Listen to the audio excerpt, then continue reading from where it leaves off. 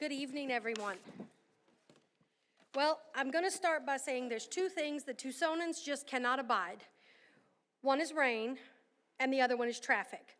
So when I look at this room, I don't see very many faces, but what I know is that there are a lot of you out there on Zoom because you weren't willing to chance that gym show traffic and drive in here with us. But for those of you who braved it and are here with us tonight, we are so grateful. And even those of you on Zoom who said, nah, I think I'm going to do this one from the couch, we are so grateful to have you here with us. We are excited to be kicking off our second in the series for the Lakin Lecture Series on Antisemitism, and to have you all with us here tonight in whatever ways you came. As you know, the series is now in its third year, and it is dedicated to exploring the nature of antisemitism, of fostering dialogue, and promoting social justice and human rights. Our goal is to educate the community, our community, Jews and non-Jews, about the dangers of antisemitism and to offer practical strategies that we can use to combat hatred and bigotry through awareness, advocacy, and coalition building. The Lakin Lecture Series on Antisemitism is generously made possible by a grant from the Alma and Ed Lakin Education Fund.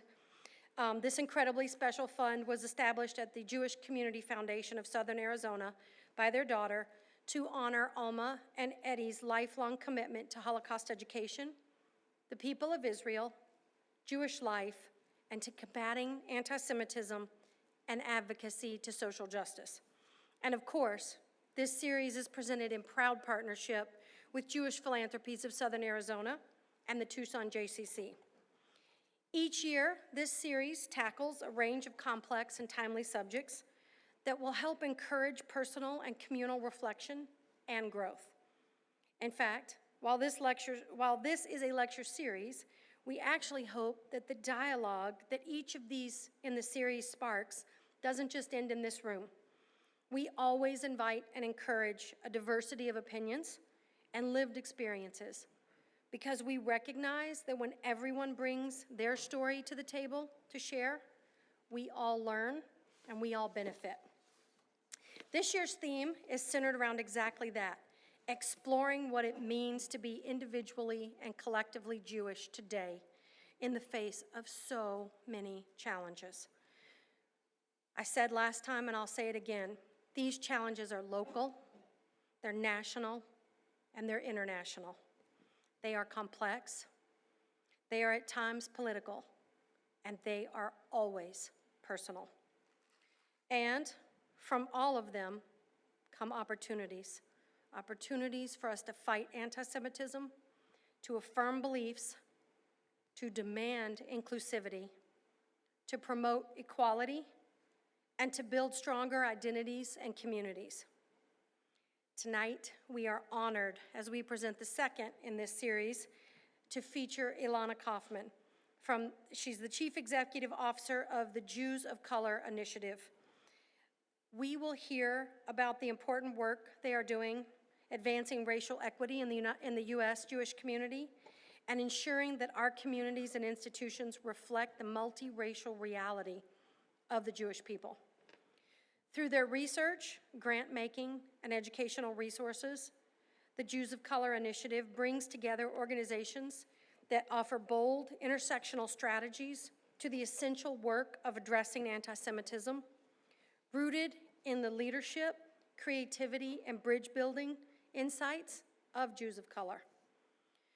From youth education, interfaith training, to multi-dialogue resource guides, public programming and community workshops, original research, we were just talking about, and even bridge-building card games.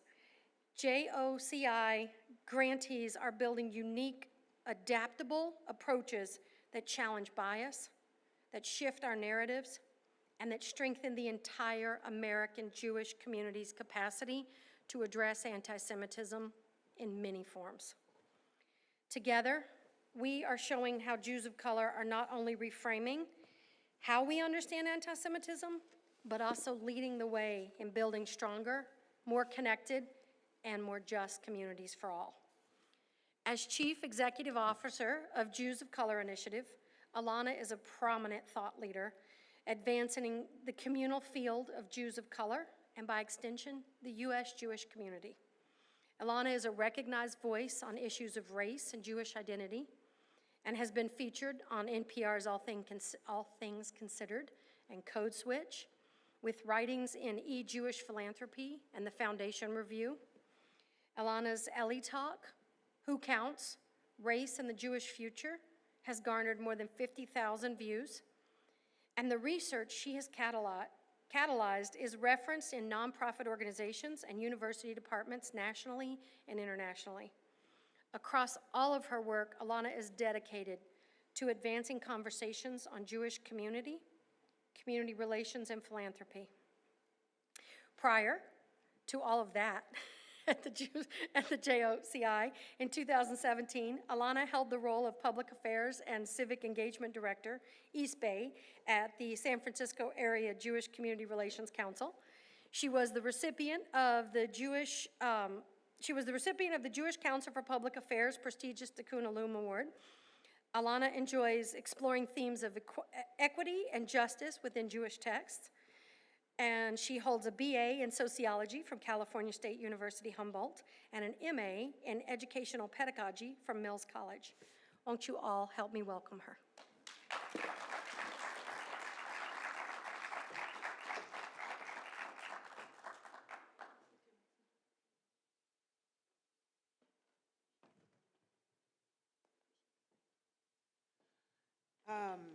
Good evening to all of you. Hello, our friends on Zoom. And it's an incredible time to be in your town during the GEM Fair. Lori and Lynn, thank you to the board. Thank you to the funders and the partners who have supported this. I just want to say thanks so much. I'm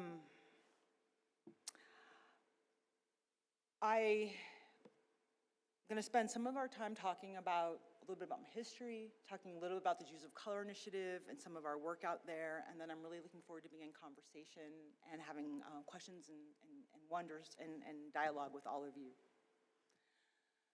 I want to start off by talking a little bit about my 20-year-old.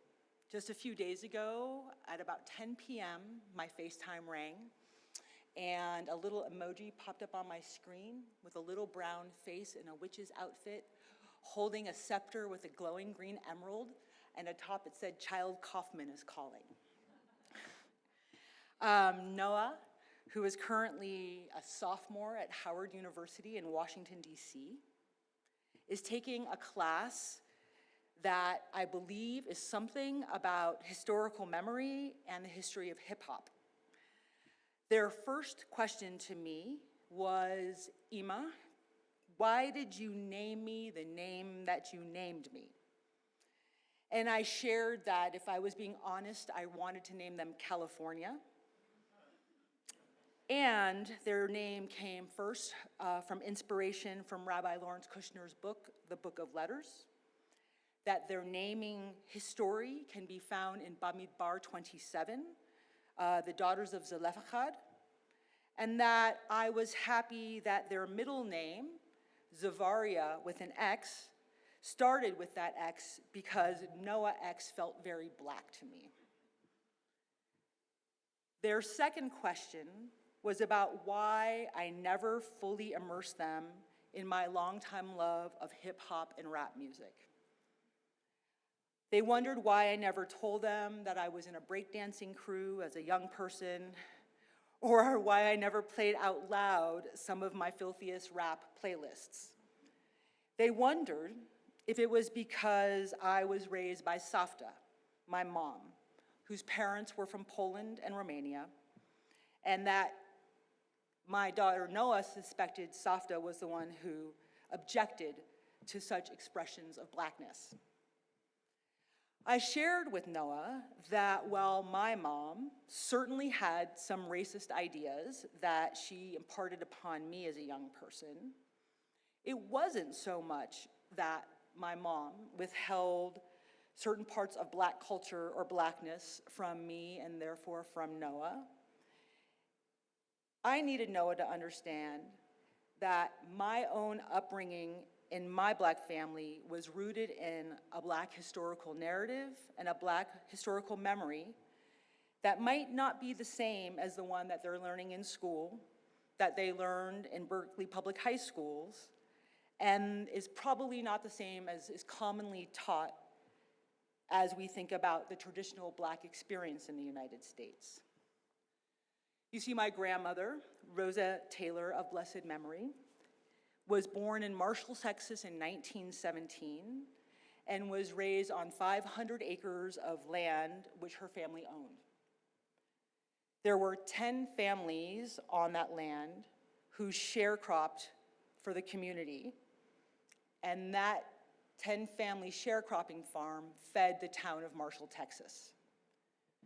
I loved my grandmother's stories when I was growing up, the ones about how she and her sister would go into the fine hat stores in town in Marshall, Texas, and how they were the only Black people allowed to shop for those hats in that store.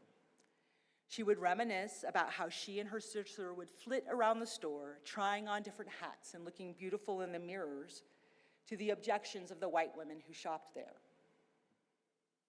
If ever a harsh look or word was cast to my grandmother or her sister, it was the white women in the store who were reprimanded, because it was my grandmother's family and that farm that kept the town of Marshall, Texas afloat in the first decades of the 1900s.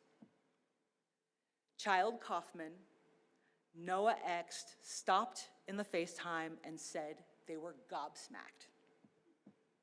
So I went on. I went on to share with Noah that my grandparents met in college, where my grandfather, who was very dark-skinned, was studying to be a doctor. Falling in love meant that my grandmother and my grandfather had to leave college because it was unacceptable for my grandmother to marry a dark-skinned Black man, to marry down after her family had worked so hard to move up. Roy and Rosa Taylor had 5 children, all of whom went to college, 4 of whom had master's degrees and owned fine homes. My uncle Irvin Rollins of blessed memory was the first Black procurement officer at Sterling Oil in Texas. My aunt Barbara Rollins of blessed memory was one of the first Black female school principals in Lamarck, Texas, public schools. And Child Kaufman, Noah X, is the 4th generation in my family to attend a historically Black college or university. And when I was 7 years old, it was my grandmother, Rosa, a member of her Baptist church for more than 50 years, who made it clear to everyone in all of our families that I would never have to choose between my racial identity and my Jewish faith. When my mother spoke with my grandmother about her Jewish faith and wanting to raise my brother and me as Jewish, my grandmother said she didn't care what religion we were as long as we weren't heathens and we believed in God. My grandmother was a leader. My uncle Irvin was a leader. My aunt Barbara was a leader. And it was my Texas family, my grandmother, my aunts, my uncles, upon whose shoulders I stand with the legacy of higher education and leadership. So it was 2015, 2016, 2017. Unless you were part of a multiracial family, you were likely watching the murders of more than 1,400 unarmed Black and brown folks in this country by law enforcement from the sidelines. And if you are the type of US Jewish person who is affiliated, quote unquote, with a synagogue or a federation or a communal funder or a Jewish organization, not only does that put you in a rarefied group of US Jews, as affiliation rates in this country hover around 42%, but it also suggests that you might be more likely than others to have very few friends of color, possibly even fewer family members of color that you know of right now. Born in 2017 at the intersection of Jewish communal funders and leaders, And if I'm being honest, the 12 Black Jews that those funders and leaders knew well enough to send an email to, the Jews of Color Initiative was established in service to the Jewish communal ecosystem, which, like all systems and structures in the United States, has been informed by racism.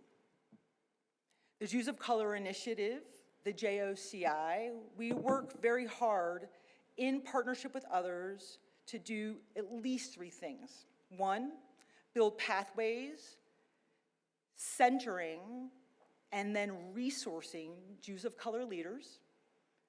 We work really hard to support community constituents with research and education that builds understanding about the experiences and perspectives of Jews of color. And we build the capacity of the entire Jewish community to be informed about and inclusive in service to our multiracial Jewish community. What started as 3 funders and $160,000 in funding to support 5 JoC-led and focused organizations and programs in the United States has grown into an organization which annually distributes somewhere between $500,000 and $750,000 in grants. And over the past 7 years, we've put out more than $4.5 million in grant funding, supporting almost 300 projects, programs, and organizations. We have helped build and scale more than 30 programs and organizations, and we have commissioned 3 nationally applauded studies and are right now building our 4th, 5th, and 6th regional professional network hubs across the United States. And our team of 7.5 annually supports more than 6,000 community members just like you. When we started the Jews of Color Initiative, when speaking with audiences of affiliated and engaged Jewish Americans, inevitably I would be greeted by blank stares, sometimes confusion, and always an individual would raise their hand and then often stand up in their seat and from across the room ask me, if there were so many Jews of color in the United States, why haven't I seen any? And why didn't I see any growing up in day school and Jewish summer camp? Why didn't I see you at BBYO and at Hillel? And how many Jews of color are there really? And it was that moment that the JoCI team, we had to become lay population scholars. And we now have the privilege to be not only lay population scholars, but we get to be among those who this nation calls when they have questions about US Jewish racial and ethnic demography. We get the emails when the researchers create new ideas and new concepts around race and ethnicity that may not be able to neatly fit in the traditional categories that they work with as scholars and researchers. And we have the privilege of working with the best-in-class researchers to think about the best-in-class tools that will help not only affirm Jewish Americans today, but the Jewish community of the future. As Jews, you know we have this tradition of censusing and counting Jews and counting ourselves, with our very first census happening in Bamidbar, the Book of Numbers. At that time, we were 603,550 Israelite males aged 20 and over, and we had been counted specifically to be organized for the military and the community needs at the time. And it was the 1790 census when Jews began participating in the US Census. And at that moment, the US Jewish racial identity construct, for the most part, expressed as Sephardic. And at the time, the Jewish community was forced into just 3 categories that the US Census had available: free white people, all other persons, and slaves. Where would you put yourself? In 2019, my organization, the Jews of Color Initiative, commissioned Counting Inconsistencies. It was a systematic meta-analysis of the best-in-class population studies from across the Jewish United States. That study, which analyzed the available data, approximated that the number of Jews in the United States who would self-identify as Jewish people of color was something like 12 to 15% of the American Jewish population. And then beyond our own research, in 2021, our colleagues at Pew Research Center went back to their Jewish Americans in 2020 survey and reconsidered their own data, not through the 1790 census categories, but through how Jewish Americans in and of a multiracial community actually self-identify. Through that lens, Pew helps us understand that through partnership, marriage, and other forms of family making, every day in the Jewish community, our families of the future are getting more racially diverse. Over the last few years, 8% of US Jews 18 and older self-identify as Black, Asian, Latino, Native, Indigenous, or multiracial, according to Pew and their data. And again, they've never really asked this question. They went back to find these answers in their data. But we also learned that that number grows to 14% when you include those who self-identify as Jews of color and Sephardic or Mizrahi. It increases to 18% and growing when you include the 1.75 million Jewish Americans who are ages 0 to 18. And the number swells to 20 to 25%, depending on the geography, when you consider the US Jewish families who collectively self-identify and move through Jewish community as multiracial, having one or more members of their family being non-white. And so, how do we take all of this diversity and think about today and how we show up for each other in times where it may not feel like we're showing up? We are in a current context where, like the racism and the hate and the anti-Semitism of the moment feels like it will be forever pervasive. We also know that those with brown skin who move through binary spaces are not able to shed their identities in some ways that might be more easy for those who favor assimilating into whatever context they move through. How do we create more space to understand who feels like they're in the center and who's marginalized in our community? And then how do we interrupt the separation, sometimes the segregation, the lack of connection, the absence of relationship, see ourselves as a collective community and find ways to move closer to each other? How do we do things differently, and how do we do things better? I have 3 suggestions to offer for the moment. First, I want us to practice moving away from the term why when we start our questions with other community members and replace the why with some wonder. I once had a therapist who told me that why in the front of a question is a judgment term, because you're already mad when you're asking somebody why they didn't do something or why they did it that way. And so I think about it, let's be basic. When you say to somebody like, why didn't you take out the garbage? Sounds different than, I wonder what got in the way of you taking out the garbage today. But let's put this into context.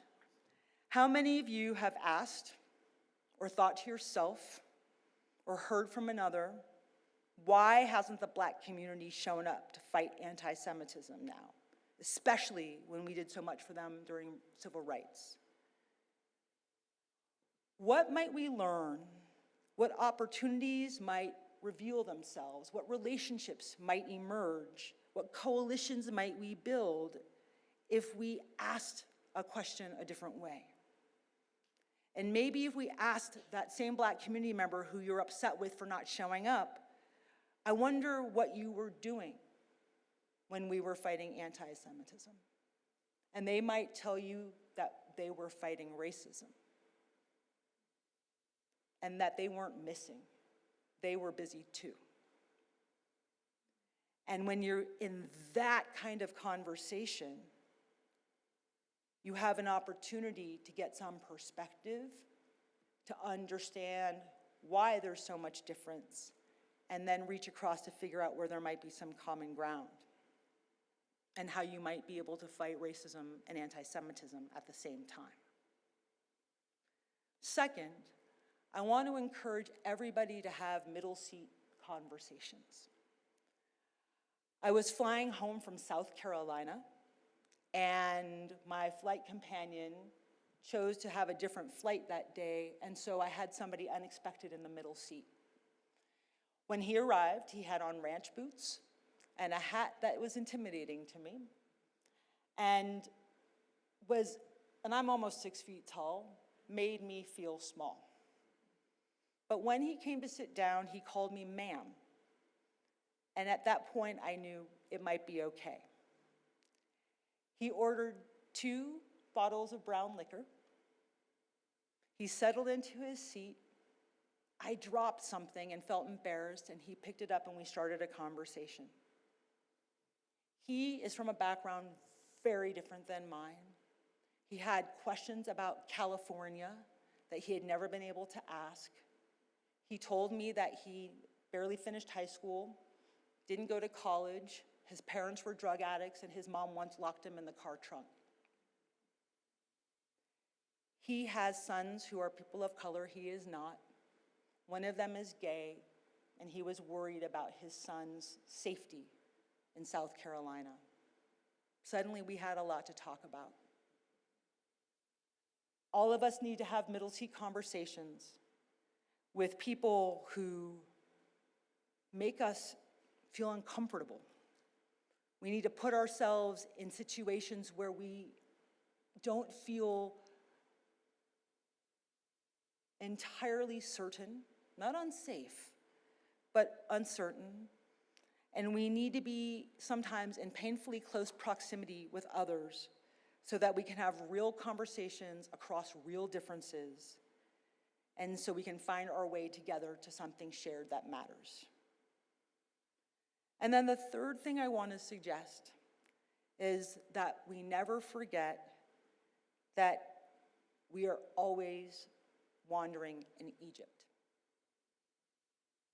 For those of you who read a Siddur for Shabbat, on Friday night or Saturday morning, when you're reading, you will be reminded probably a couple times that everywhere we go, we're in Egypt. You will also be reminded a couple of times that we were once in Egypt. In fact, in the Torah, there are over 375 mentions of Egypt and Egyptians throughout the text. And there's a reason why the Torah mentions Egypt and Egyptians more than 375 times. It comes very early in the book, and it is because it is one of the first times, especially when we're reading Exodus, when we were in Egypt, when we were enslaved by Pharaoh, there was a moment where Pharaoh's terror and the terror that God was bringing to Egypt to impress upon Pharaoh his power, there was a moment where those terrors no longer affected the Israelites. And the Israelites were then watching them, those terrors, impact the Egyptians. When we were in Egypt, it was the first time that we were both the oppressed and the bystander. Deep in our wiring, very early in our text, we have the experience of both being the subjects of hate and then standing by while others are harmed. And it is that alignment, that simultaneous experience that impressed upon us the capacity, the technology, if you will, to always at the same time understand what it is like to be vulnerable and to be afraid, but also to have the power to not intervene when those vulnerabilities and fears are upon others. We need to use that experience to build a universal approach to problem solving and fighting anti-Semitism and fighting racism at the same time. And we need to use that technology to inform our capacity to think about fighting these things together in different ways. Inside of our text, inside of our Torah, is this technology to hold multiple, sometimes competing, often conflicting experiences and realities at the same time. And it is that technology inside all of us as Jews that gives us the ability to build common ground across the most challenging differences in service of the most common good. And that is good for the Jews, it's good for our country, and it's good for the future that we're obligated to not only support, but to ensure for our next generation. Thank you.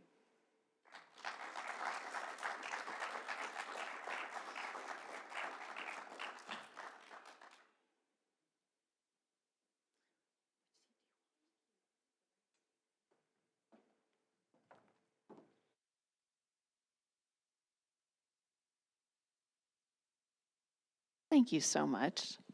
Hi, everyone. My name is Lynn Davis. I direct the Rabbi Joseph H. Gumbiner Community Action Project at Tucson Jewish Museum and Holocaust Center. And first up, I have a confession to make. Ilana's here because I was feeling really selfish and just wanted to have more time with her. We met in DC just I guess over the summer, right? And said hi for about 5 minutes. And I was like, no, that's not enough. And I'm thinking, I mean, it's a lot. It's a lot. And the landscape looks different even than it did last June or last July, right? Of like the list of things that we're contending with. But so much, I mean, I love so much of what you said. I mean, I love the notion of curiosity, and I love the uncomfortable versus unsafe, and I love so much. But I'm going to start with questions that I prepared ahead of time, and then we'll get into other stuff. A significant piece, I mean, what I hear and, things I've heard you say in the past and things that I've read, a significant part of this dynamic is American Jews' relationship with and proximity to whiteness. And I'll wager that the term is still unfamiliar to a lot of people, so if you want to take a minute and we can define terms, please. And I've had other Jews get very defensive when I bring that up, and maybe maybe that unfamiliarity is a piece of that. But why is it so hard to talk about?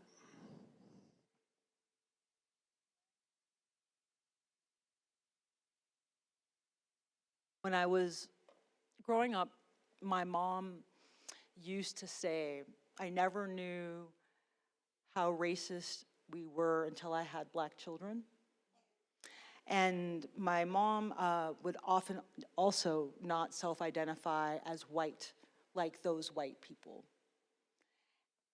I think it's really important to be able to hold several realities at once as Jewish Americans, including when, the wave of Eastern European Jews came to the United States. In advance of that, for the most part, Jews were not white.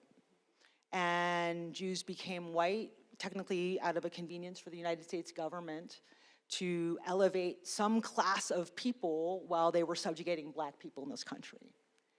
And so whiteness came at the cost of black Americans, and whiteness also gave Jewish Americans of European background the opportunity to blend in, to hide from the hate of anti-Semitism, and often what we were running from in Eastern Europe.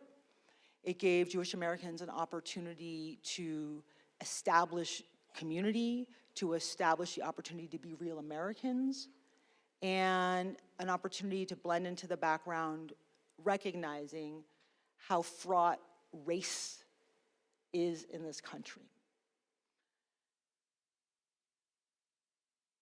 The cost of sort of blending into whiteness is that in some ways it severed the opportunity for the diversity of Jewish Americans to remain diverse and perceived that way. Whiteness has flattened Jewish identity into really a caricature of some version of European Judaism that is expressed in stereotypes for the most part in this country. It has, in some ways, I think, robbed all Jewish Americans of an opportunity to be in relationship with Jewish ethnicity. And I think in some ways it is part of the reason why Jewish Americans largely wrote ourselves out of DEI movements and DEI curricula. And the cost is, at this point, there's an absence of connection around those DEI themes. There's a lot of benefits to whiteness, especially in a country that rewards people for that. And I think, I'll end by saying, in a moment like this, where choosing to not align with whiteness has really severe consequences, it might feel like a dilemma for some Jewish Americans of Ashkenazi background who are phenotypically white. It might feel like a real dilemma to weigh eschewing the privileges of whiteness when the cost is that it increases your chance of being targeted for hate. Thank you. I do want to mention we do have cards if folks in the audience have questions. We've got museum staff that can bring those up here for you. Yeah. So, I mean, as a community, it's holding a lot. As an individual, it's holding a lot. It's a lot. It's a lot to hold. And I've heard, especially in the last couple years, so since October 7th, I have friends, and I think there's a broader conversation among American Jews who feel disappointed and even distressed that the progressive communities that they traveled in and felt at home in, and maybe even felt an expression of their Judaism therein, because as you mentioned, right, the affiliated are the smaller numbers, and for a lot of people, socially progressive, tikkun olam, social action, like this is how you can show up as a Jew. But all of a sudden, I think for a lot of people, those spaces felt hostile, and they seemed, more pro-Palestinian than they did pro-Israeli, or pro-Israel. And how, what have you heard? How has that affected Jews of color, both within the Jewish community and within coalition spaces? Well, first I want to say it's a lot. And I kind of think that we have created this version of kind of the Jewish American dream that suggested that it wasn't going to be a lot, when the whole physics of migration and being people of a diaspora is always a lot. And so I think one of the foundational parts of the answer is kind of reinforcing our capacity to have things be complicated and a little bit uncomfortable all of the time. I think it's a privilege that we get to think about living in comfort, and it will serve us all really well to remember that being in community is work, and it requires constant tending to and nurturing to help maintain and help that community thrive. And to your question around the dynamics post-October 7th, at the Jews of Color Initiative, we've done a couple pulse surveys around post-October 7th, both for our constituents and our community. One of our pulse surveys after October 7th had over 300 respondents who are community members of color. And some of the ways October 7th impacted Jews of color across the country are as follows. One, many Jews of color in this country were just starting to find pathways into communal engagement before October 7th, 2023. We were a couple of years into some of these initiatives and programs being developed and opportunities really taking root.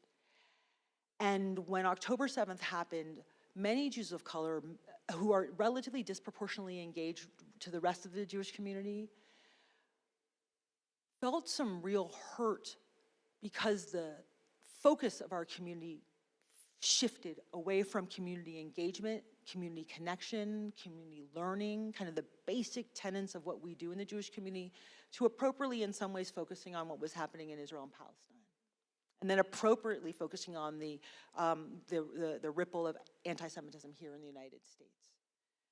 And so Jews of color who, some would say, I went to synagogue because I wanted to daven, and the rabbi wanted to talk about Israel. And I just wanted to go and be in spiritual community. So that's one vertical of some things that have happened. Another thing that happened is many Jews of color who are professionals in this communal space and later leaders in this communal space had obstacles put up to their engagement because there were hypotheses that Jews of color automatically map as being more progressive or more liberal, when the data doesn't tell us that. And so right away, stereotypes about people of color played out and were pressed upon Jews of color. And I think in some ways, Jews of color became a vehicle for the angst that many Jewish community members were feeling because of their disappointment about responses from communities of color in terms of allyship and not showing up as allies. I had many community leaders come to me in my role at the Jews of Color Initiative and ask us to enlist Jews of color across the community to help fight anti-Semitism and to show up as allies. And so a third thing that happened was there was pressure, I would say, put on Jews of color who are community leaders to pick a side, and very little space to engage in communication and conversation just about what was going on and how they might feel. I would say finally, and the list this is not an exhaustive list, but finally, a lot of Jews of color who were professionals in our space lost their jobs. A lot of organizations in our communal space lost their funding, not because they were people of color, but because Jews of color work gets categorized as DEI work, and whole portfolios of diversity projects in the communal space got at least postponed, if not eliminated.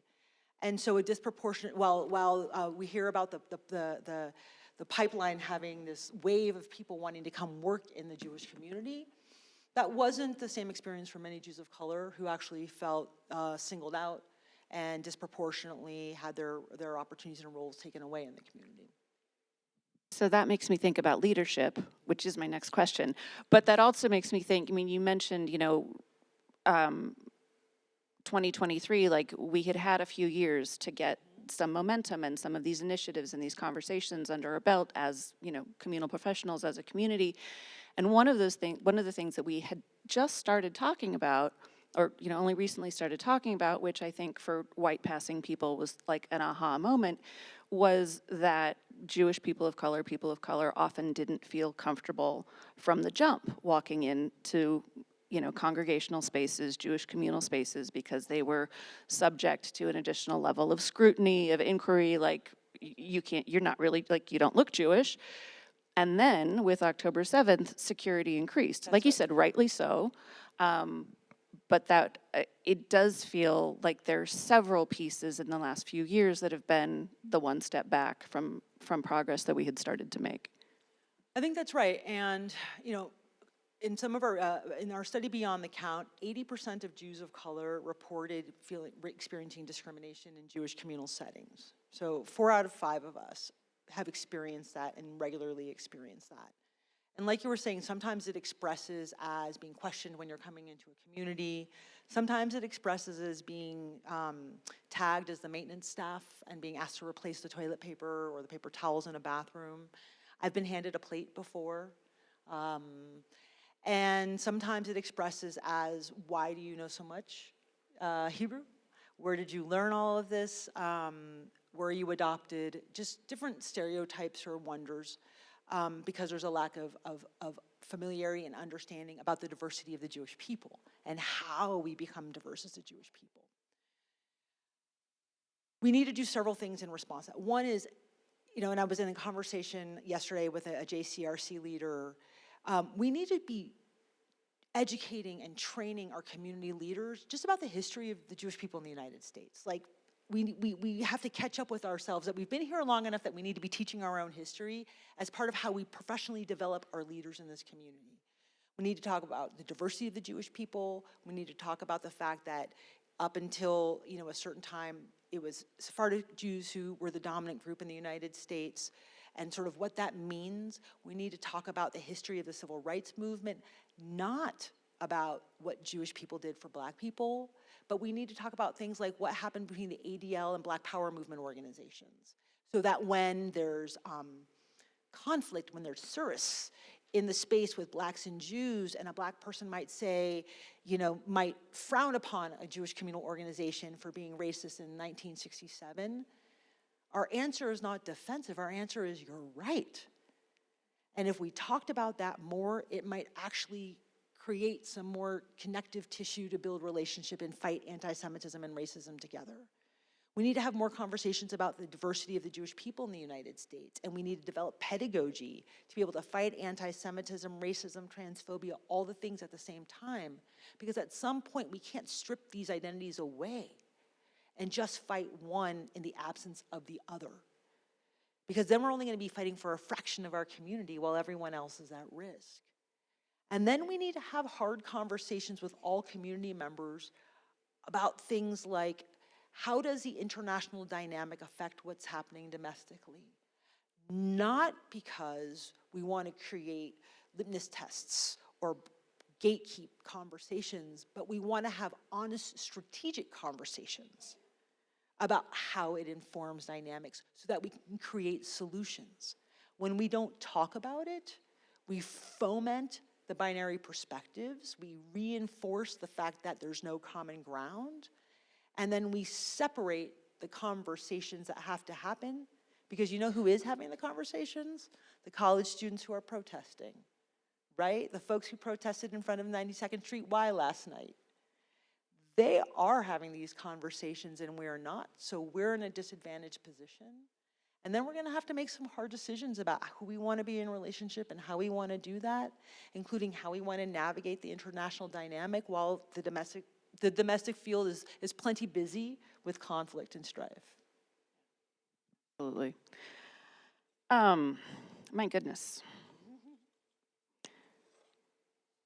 So we talked a little bit about leadership, and I was going to ask you about like the talent pipeline. You know, what I wonder if, what would it Nice look use of like? wonder. I wonder what it would look like if we were more intentionally, I don't want to say grooming because it's become a bad word, but encouraging talent. Yeah. And I know that JoCI does a bit of that, so Yeah. I'd like to hear about like your grantees, and what does the broader Jewish community need to be doing or talking about to support Jews of color in leadership positions as that happens? Right on. Well, first of all, we should be cultivating talent.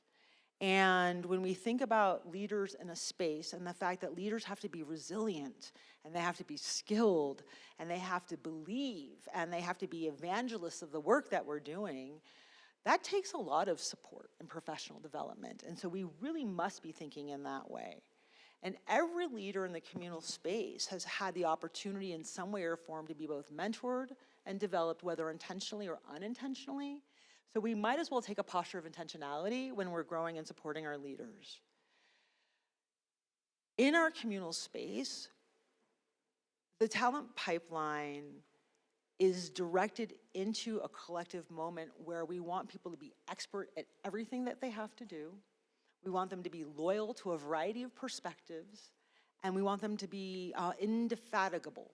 We want them to never, ever be tired. And it's just not possible. And so what we want to do and what we do at the JoCI is when we have a prospective grantee, particularly in a field where we have emerging leaders in emerging spaces with emerging ideas, we assume that the visionaries and the artists don't really want to be administrators all of the time. And so we talk about strong leadership, but we also talk about strong business management and strong organizational development. If you work with me, you know I am all about budgets, and so we teach people how to do budgets and budget literacy, and it's because the folks at the Jim Joseph Foundation, who were one of our earliest funders, impressed upon me the importance of excellence in that space, and so it serves us really well. Every one of our grantees, beyond grant money to advance their program or their idea, are supported with capacity building support and technical assistance, so they can be excellent at both doing the work and running the business of their work. We also invite them to think about not doing the business of the work and having partners, because not all leaders in emerging spaces have to be good at everything. There's an enormous pressure to be good at everything, but they don't have to be. And then what can we learn about this group as we think about the bigger picture? Many of us have had the benefit of being fellows, having fine fellowships to help support our professional development. And so at the JoCI, we think very carefully about leadership development in that way, either small micro fellowships or incubators or accelerators in that way. We also encourage development around areas of focus that aren't about the budgets or the dollars. We support people in developing a relationship with text study and Torah. We encourage people to be spiritually engaged because we know in this space, not only does it require a wholeness around sort of the mind, body, and spirit, but for many Jews of color who haven't been professionally developed inside Jewish communal spaces, having literacy with text and Torah is a currency of the realm.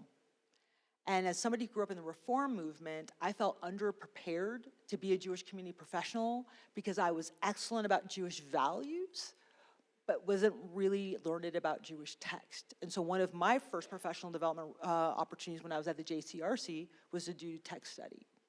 The last thing we want to say is that we work really hard to include wellness, and I just want to credit Arya Marvazi, our Senior Programs Director, who focuses on the development of the whole self as part of the work that he holds for the Jews of Color Initiative. And so we do think about rest. We do think about being outside. We do think about self-care and the care of others. We think about kindness. We give kudos. We let people take breaks and rest. And when horrible things happen in this country or horrible things happen in the world that affect our community, we do not act like it's business as usual. We stop. We invite people to walk away from work and go have conversations that they cannot have at work elsewhere. Because the last thing I want to say is you can't shut down conversations and what's going on, and we can't control them for the sake of meeting our mission. We need to let people have complex feelings and be critical of this community and critical of us as leaders and leadership so that they can come back and trust us and do the work again the next day. I love the through line of care and community and just paying attention and being intentional and acknowledging that these are people who are showing up, and people are messy and people have needs, and yeah, so thank you. These are two audience questions that are not the same, but as a parent, curious to hear. So the first one says, I'm the mom of an adopted son from Vietnam. He was raised in day school and feels very Jewish. His experience in the Jewish community in St. Paul has been very positive, but this varies by city in the US. What has been your experience? And the second is, many Jewish families have adopted children of color from Ethiopia, China, etc. What advice do you have for these families raising these children?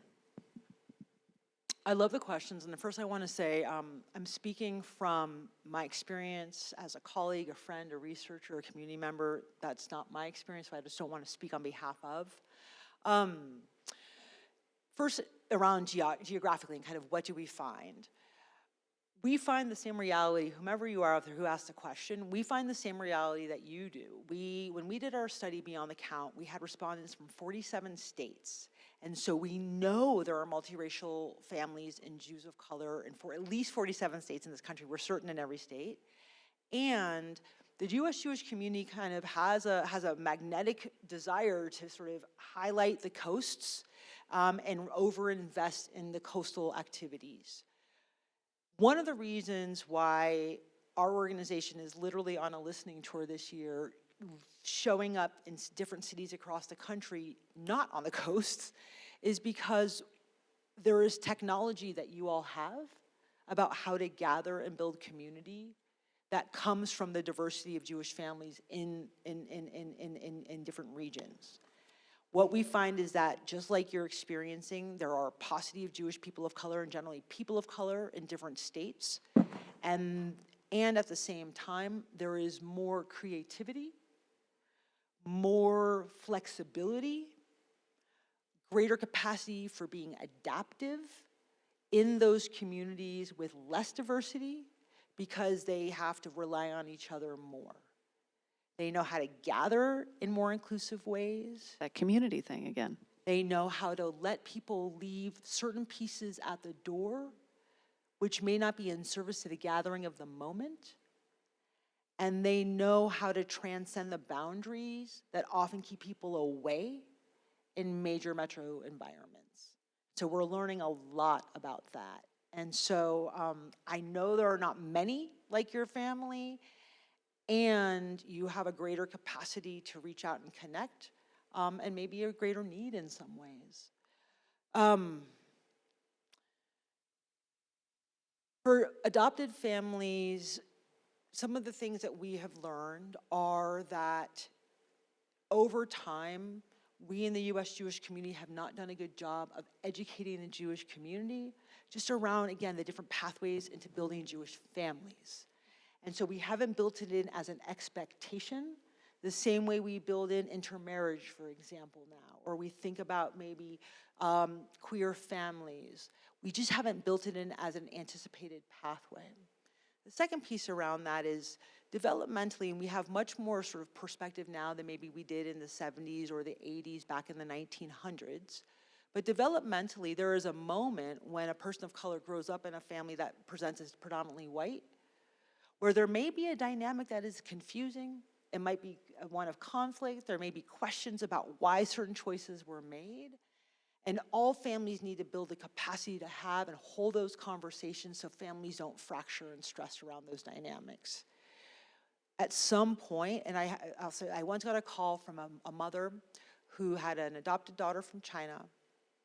The daughter was now 16 years old in high school and really pushing back. And the mother was saying to me, I named her after, one of my family members, and she hates her name, she hates her name, she hates her name. I said, well, what's her name? It's a kid who's growing up in Manhattan, in New York. Her name is Shayna. And I said, well, tell me, and she said, Shayna's queer. She's kind of mask presenting. And I was like, imagine being called Shayna in front of your friends. It's not about not having respect for your family name. It's about she doesn't see herself that way. And you have to ask her now how she sees herself. And so the last thing I want to say about that is, and I do think there's some of this from having an experience of being raised around my own mother, who identifies as white, except for not that kind of white.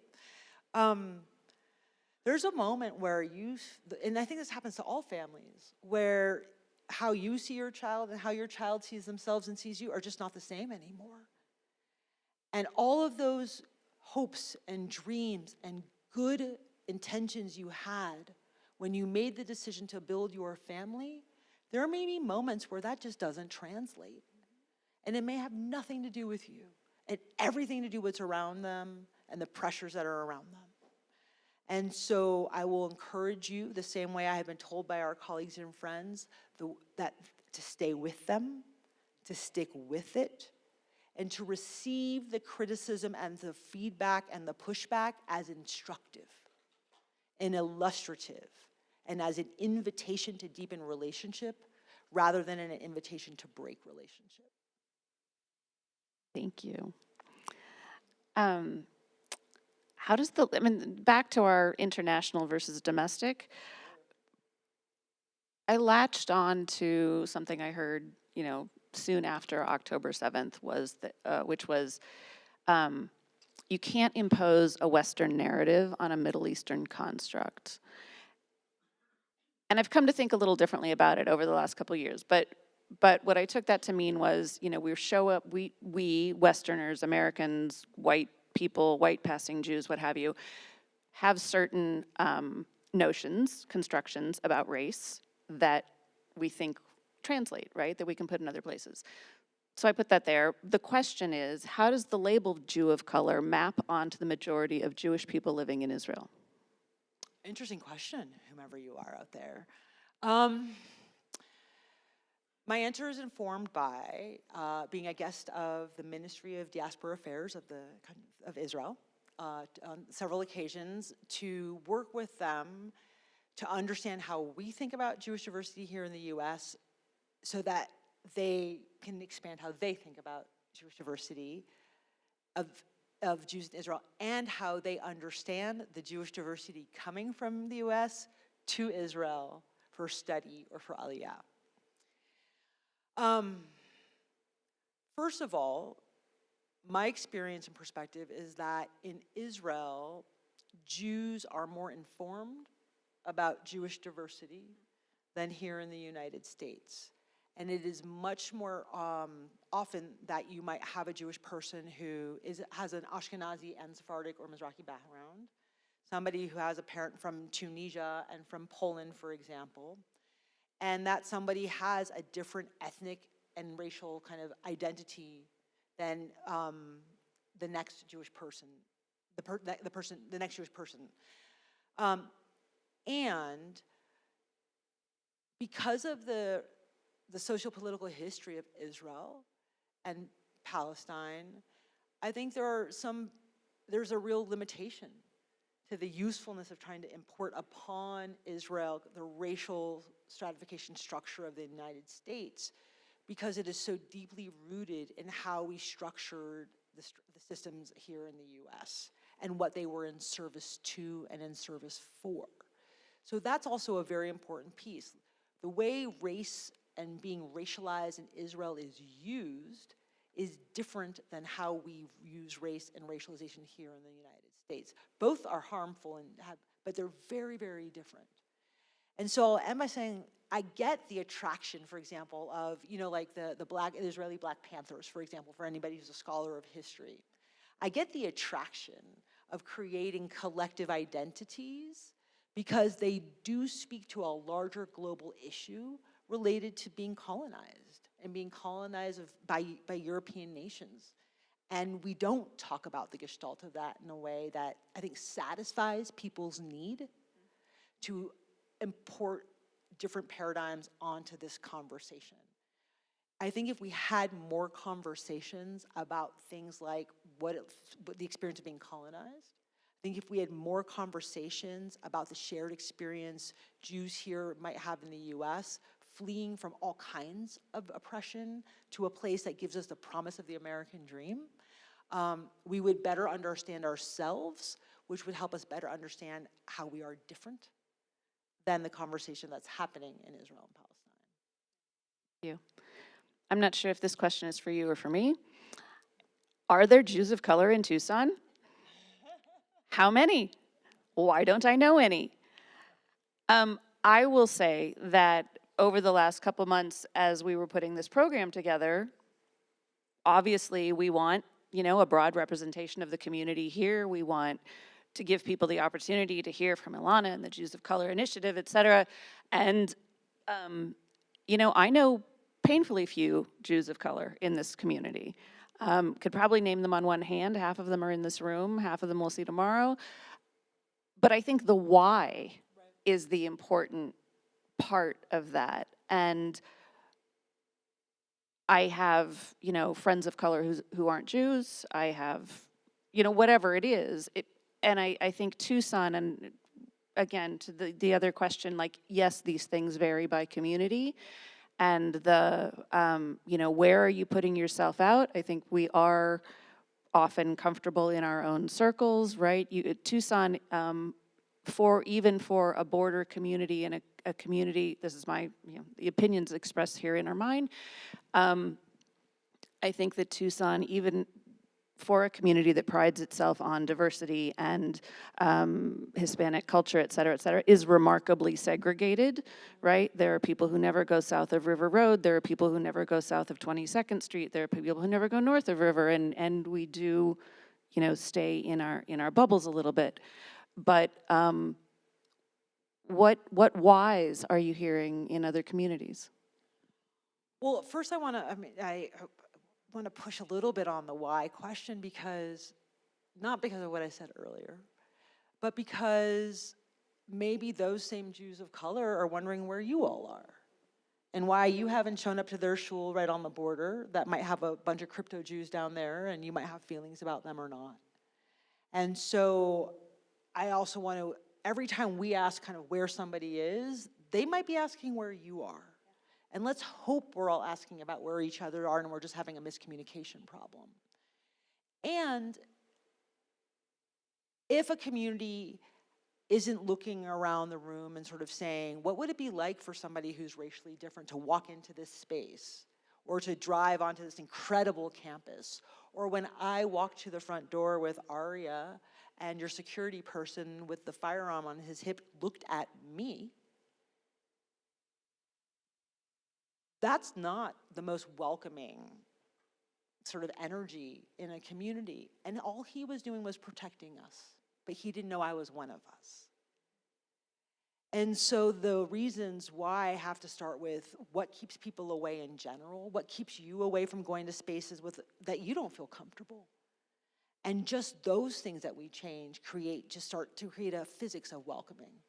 And then we have to have hard conversations with people who have been programmed to keep us safe in various ways. And those biases, the same bias that made his head swing to look at me, I don't know what, like 5,000 years ago when we were roaming the land, probably kept him safe from eating some sort of berry that would have killed him. And I appreciate that for then, not now. And so how do we, again, have honest conversations? And then we have to say, okay, there might be 5% of the Tucson community might be Jews of color. How do we allow that to be enough? How do we aspire for what is real and realistic, and then when we have it, celebrate it, engage it, and kind of work it in a way that is extraordinary and intentional and profound and in service to each other. We have to stop thinking we're going to have a room with 50% people of color in it and be not only satisfied with a room of 5, but say that room of 5, we all are enough, and now what are we going to do together? That's what really matters. You know, a couple years ago, I was in a workshop with a very talented facilitator, and we were talking about how we, a group of a dozen people, felt in Jewish spaces.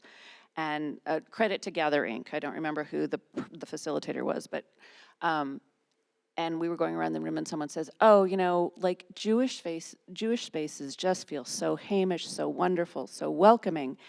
And the facilitator had the presence of mind to say, "That's how Jewish spaces feel for you." And I think we tend to, there's the universalism piece, there's the particularism piece, there's the exceptionalism piece. We do tend to flatten both Jewish identity and Jewish experience when we're talking. And I think the invitation to just stop and wonder what any given dynamic or experience feels like for someone else can be really valuable. Yeah. And I also think that I want to encourage us when we're inviting diverse community members into our community, both of you are taking a risk. And I want you to, so your reach out is you're giving a hecture to your community that it's going to be okay, and you're signaling for that community member that they might be safe, they might be welcomed, they might thrive. Do yourselves a favor and say, like, I don't know what it's going to be like. It might be weird. Somebody might be off-putting. Like, let's give it a try. Let's talk about it afterwards and see how it went. That is a much healthier conversation to have, because then we all might come back. And you know what? That's the same conversation, for example, we say to our kids on the first day of school, right? Who knows how it's going to go? It might suck. It might be great, but we're going to keep at it. Again, we have this idea that this is all supposed to be comfortable. We have this whole idea that we were like entitled to some dream where we didn't have to work hard to build community, and it was just supposed to like land into our laps. And what we really need to do is be much more energetically engaged with the work of building community, which includes being like, today sucked and we can come back another day and do it again. And let's come back another day and do it again. I think that notion of process over product is, you come out of a JCRC space, one of the things that I learned early on as a community relations person was that, this work only happens in relationship, and relationship only happens in proximity, and it's not gonna happen the first time, right? Like it's, yeah. I have so many more questions, but last one? We good? Okay. How can a better understanding of ourselves as a multiracial Jewish community better equip us to fight anti-Semitism?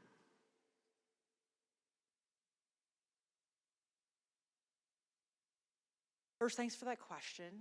And let's start like maybe a few years out when the 1.75 million 0 to 18-year-olds in our Jewish community, who are something like 18 to 20% people of color right now, move into roles of being in leadership and stewardship of our community, we have to recognize the impact of racism on the US Jewish community, and we have to stop being satisfied with any room, not that doesn't look diverse, because again, geography matters, but any room that doesn't operate with a mindset of racial diversity and ethnic diversity and inclusion in our community. And we have to build the capacity of every organization and every leader and every program to have the technology to be receiving of all kinds of differences, while recognizing whoever is going to be in the Jews of color community 5 years from now, 10 years from now, might be totally different than who we're serving right now. It certainly was different. You know, it would have been different in the past. And so it's about creating kind of some flexible mindsets and ways of being in community that appreciate that diversity should be everywhere, that doesn't get, do I want to use the word lazy? When there's no diversity around to remind us that we need to be operating in a certain way. And then we need to be really brave and bold about putting some resources out in front so that when these leaders are in place, they're going to be leading the Jewish community of tomorrow. And this community is going to look way more racially diverse than it does now. And we want this community engaged. I mean, I'll speak for myself. Like, I want people to go to, I don't know if I want people, like, the building synagogue, I'm not attached to, but I'm attached to every person in the Jewish community. What I think about is having unencumbered access to Torah. And we need to do whatever we can to not assume who's going to be in that pathway, but we need to do everything we can to make sure that that pathway is clear, and that whether you're queer or you're non-binary or you're Jewish or you're a person of, like, whatever it is, that whatever small mind we have, and I mean, my mind is small, that we ask people who have bigger minds and broader minds how we keep those doors open, that if we can't figure it out, we go to somebody else and say, like, how would you do it? Because I can't think about it. And then if we can't find a way, when that person is coming, we say, we want you here, but we can't figure it out. Will you take a chance on us anyway? Effort matters, intentionality matters, policy matters, process matters, but having a mind that is flexible and capable of expanding kind of our view, I think is one of the most important things we're going to do, because I'll end by this little story. A mom called me, a white mom of an African-American son, and she was benefiting from some of the resources of the Jews of color. And she said, Ilana, this was in October around Halloween, and she said, Ilana, my son was trick-or-treating, and he went to a house that had a mezuzah on the door.